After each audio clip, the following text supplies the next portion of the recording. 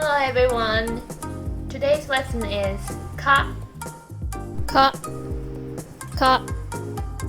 I will show you how to write ka. Number 1,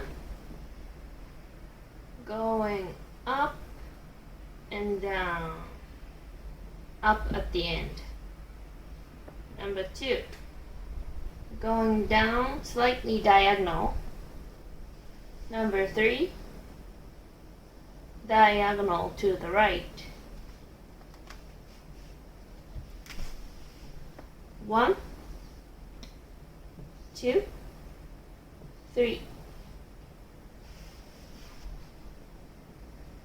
1, 2, 3. Alright, let's practice how to say it. Ka.